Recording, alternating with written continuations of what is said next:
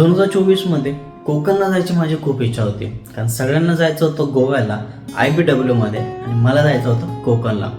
तर मी थोडासा रेस्ट घेतला आणि प्लॅन डिसाईड केला 25 डिसेंबरला निघायचं, कारण 25 डिसेंबर म्हणजे क्रिसमस आणि आम्हाला असतं सुट्ट्या न्यू इयरच्या.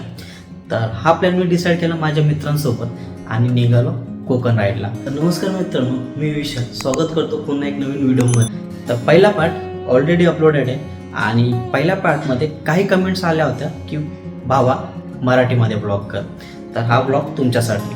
तर या व्हिडिओमध्ये तुम्ही पाहणार आहात गणपतीपुळेचं दर्शन आणि आरेवारे बीच, कारण मुंबई ते कोकण राईडची सिरीज खूप मोठी आहे. तर व्हिडिओ पूर्ण पहा.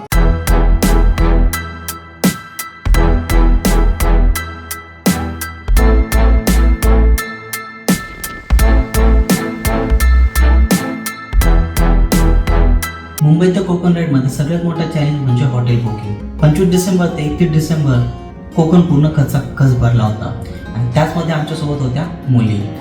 तर बाप्पांचं नाव घेऊन आम्ही शिरलो गणपतीपुळेमध्ये. सगळ्यात आधी आम्ही गेलो गणपतीपुळे भक्तिनिवास, पण टाईम असा होता की भक्तिनिवासमध्ये सुद्धा रूम्स अवेलेबल नव्हते. बाईक काढल्या, बाहेर निघालो आणि थोड्याच अंतरावर आम्हाला एक होमस्टे भेटला. त्याची डिटेल्स स्क्रीनवर आहेत. होमस्टेचं जर सांगायला गेलं तर परिसर खूप छान होता, बघू शकता तुम्ही. आणि त्याचप्रमाणे पार्किंग जे बघताय तुम्ही, हा पार्किंग आहे आणि या पार्किंगमध्ये चांगले 7 ते 8 गाड्या आरामात उभ्या राहू शकतात. थोडं पुढे गेलं तर तिथे गरम पाण्याची सोयसुद्धा आहे, फक्त स्वतःहून तुम्हाला ते घ्यावं लागेल. वॉशरूम्स वेगळे आहेत, रूम्समध्ये एक आहे, पण त्याचसोबत 3 ते 4 वॉशरूम्स त्यांनी वेगळं एका पार्किंग झोनमध्ये बनवले. प्राईस फक्त 800 ते 1200 मध्ये तुम्हाला रूम्स तिथे अवेलेबल होऊन जातील. रूम घेतल्यानंतर सकाळी आम्ही लवकरात लवकर तयार होण्याचा प्रयत्न केला आणि सकाळी 6 ते 7च्या दरम्यान आम्ही निघालो गणपतीपुळे म्हणजेच बाप्पाचं दर्शन घ्यायला. गणपती बाप्पा मोरया, मंगलमूर्ती.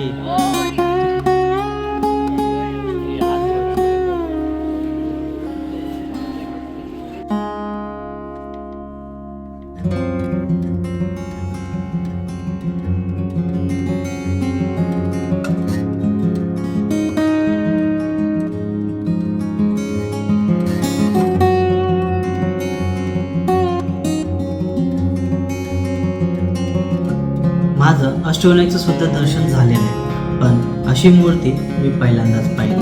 बघताच फक्त हात जोडून 2025 खूप छान जावं अशी इच्छा व्यक्त केली आणि बाहेर येताच खूप सारे व्हिडिओज आणि फोटोशूट्स केले. मंदिराचा परिसर एवढा छान होता, बघताच मोबाईल बाहेर आला आणि सगळ्यांचे फोटो काढायला सुरुवात केली. माझं नाव निलेश मयेकर, मी सध्या वॉटरपूलमध्ये आहे आणि मोर्या वॉटर पॅरासिलिंग आपलं आहे. मोर्या वॉटरपूल आणि पॅरासिलिंग हे सगळं आम्ही सगळ्या राईड आहेत आपल्याकडे. सगळी आपल्याकडे पॅरासिलिंग आहे, डिस्को राईड आहे, बनाना राईड आहे, जेटस्की राईड आहे, त्यानंतर सोफा राईड आहे. त्या राईड आहेत, 6 राईड आहेत आपल्याकडे. तर आपल्याकडे सध्या सीझन चालू आहे नाताळचा, त्याच्यामुळे गर्दी आहे बीचवर. सध्या बघा, जेटस्कीची राईड आपल्याला पाहिजे असेल करायची असेल तर सिंगल गेलात तर 300 रुपये, डबल गेलात तर 500 रुपये.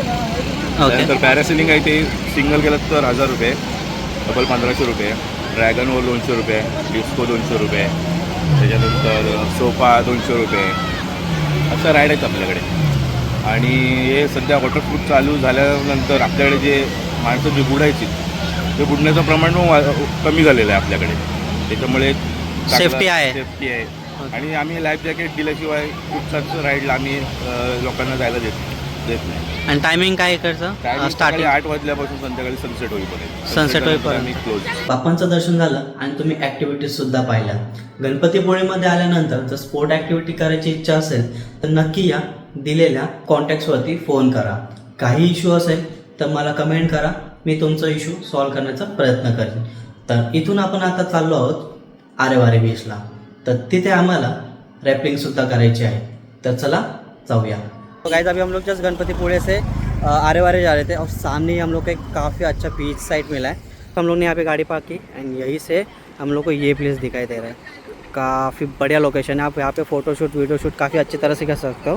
तो ये जो प्लेस है ना, यहाँ पे एंड होता है, तो काफ़ी खतरनाक है क्योंकि डायरेक्टली आप नीचे गिर सकते हो। ट्राई करना ज़्यादा आगे ना जाने की। और आगे अभी हम लोग आरे वारे बीच जा रहे हैं। सो लेट्स सी, यहाँ से ज़्यादा लंबा है नहीं, कुछ 5 से 7 मिनट का डिस्टेंस है।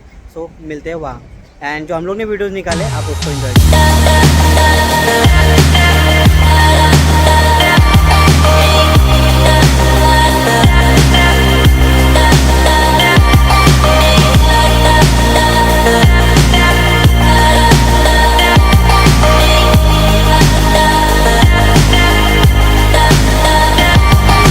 तो गाइस अभी हम लोग कहाँ जा रहे हैं?